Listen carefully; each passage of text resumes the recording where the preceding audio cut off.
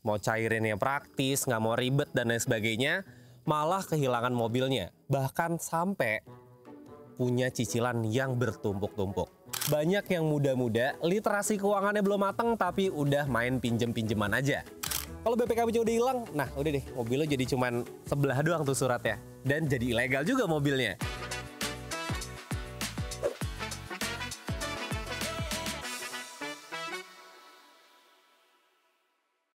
Selanjutnya, nomor 8, itu lu nggak baca kontrak dengan teliti. Nah ini nih penting juga nih.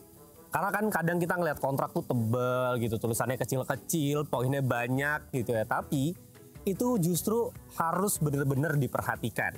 Karena ketika kita udah sign, tiba-tiba poin-poinnya nggak ada yang atau ada yang nggak menguntungkan kita, cenderung berat menguntungkan pembiayaan. Nah itu lu bisa ajukan semacam kayak argumen lah gitu ya. Jadi banyak yang nggak sadar juga ternyata bunganya itu flat ya, bukan efektif, atau ada klausul penalti tersembunyi. Nah itu harus lo perhatikan dan jangan asal tanda tangan kontrak. Pastiin lu baca kontraknya satu persatu sampai habis. Selanjutnya yang nomor 9 itu lu nggak perbaikin skor kredit. Nah makanya nih kalau misalkan lu sebelumnya pernah punya cicilan terus mungkin agak terhambat pembayarannya, better lu cek dulu nih skor kredit lu di BI Checking tuh berapa atau di Slick OJK tuh berapa sebelum lu ajuin pinjaman.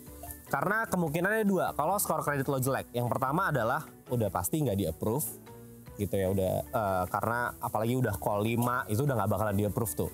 Atau yang kedua di-approve tapi bunganya gede dan plafonnya kecil. Nah makanya better sebelum lo ajuin pinjaman, cek dulu skor kredit lo. Kalau misalkan agak kurang bagus, coba perbaikin skor kredit yang lo punya.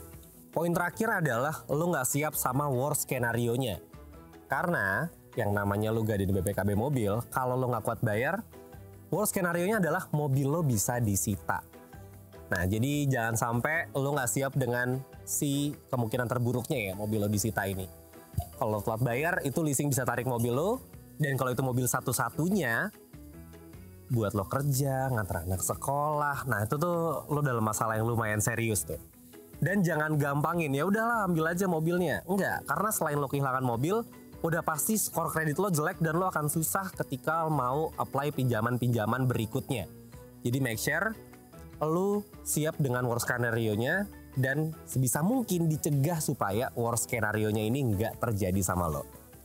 Jadi Sobat Seva, kalau lo butuh dana cepat dan lo mau sekalian BPKB, minimal pastiin lo pertama punya sumber penghasilan tetap buat bayar cicilannya. Atau lo punya financial plan yang emang fix gitu ya, supaya cicilannya itu nggak ngeberatin.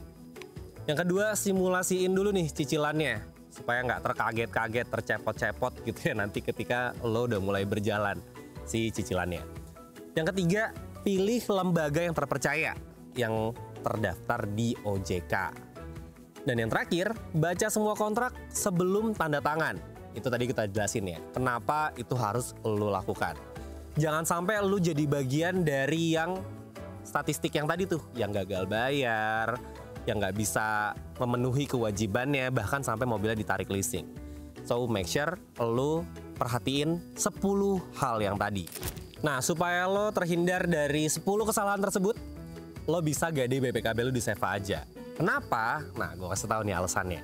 Yang pertama, Seva itu udah terafiliasi dalam ekosistem Astra. Udah tahu dong, kalau dalam ekosistem Astra udah pasti diawasi dan terdaftar di OJK. Jadi legal dan kredibel pastinya.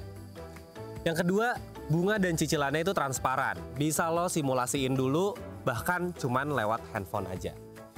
Yang ketiga, proses online. Jadi nggak ribet. Lo harus datang ke kantor leasing buat nanya-nanya, buat simulasiin. Itu semuanya udah online pokoknya, aman. Terus BPKB-nya aman. Dititipin di Seva karena ya tadi ya kita udah kredibel, kita udah trusted banget secara Astra ekosistem gitu ya. Dan mobilnya bisa tetap lo pakai sehari-hari. Dan yang terakhir ada tim yang bantu lo untuk cek kelayakan kendaraan lo ya, atau ada appraisalnya, itu free tanpa biaya. Jadi Sobat Seva, gade BPKB itu bukan aib, asal lo pakai untuk tujuan yang benar dan tahu cara bayarnya gimana. Kayak misalkan buat modal usaha, buat restrukturisasi utang yang bunganya besar, atau buat biaya pendidikan, itu bisa tuh lo pakai untuk hal-hal yang sifatnya produktif ya. Kalau misalkan lu mau sekalahin BPKB-nya. Oke Sobat Seva, sekian dulu video kita kali ini. Jangan lupa untuk like, comment, dan share video ini ke teman-teman lo. Subscribe juga biar lo gak ketinggalan video lain soal urusan mobil yang segampang itu di Seva. Cek juga nih seva.id untuk informasi lengkap soal sekolahin BPKB atau lo mau cari-cari mobil baru, di situ juga bisa. Follow semua sosial media kita yang detailsnya ada di description box di bawah. Kalau gitu, gua Raffi, beli mobil dengan mudah, aman, dan nyaman di Seva, karena Seva jelas dari awal. See you guys in the next video. Bye. Seva, member of Astra.